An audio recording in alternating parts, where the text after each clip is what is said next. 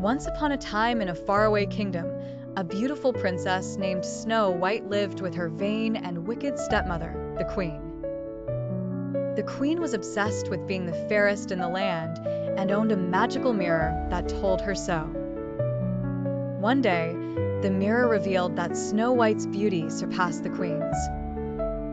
Enraged, the queen ordered a huntsman to take Snow White into the forest and kill her, bringing back her heart as proof. The huntsman, unable to take an innocent life, let Snow White go, advising her to flee.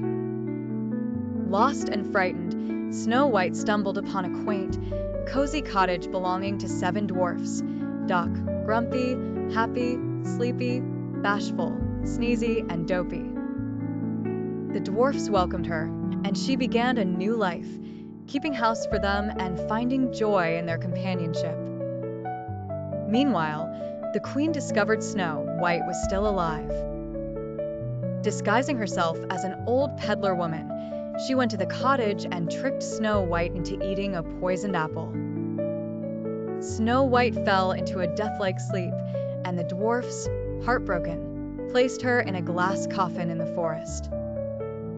Time passed until one day, a prince who had previously fallen in love with Snow White found her. Overcome with grief, he kissed her, and the spell was broken. Snow White awoke, and they declared their love for each other. They invited the dwarfs to live with them in the castle, where everyone lived happily ever after, free from the queen's tyranny. The queen, upon learning her plan had failed, was consumed with rage and disappeared from the kingdom forever, leaving it to flourish under Snow White's and the prince's benevolent rule.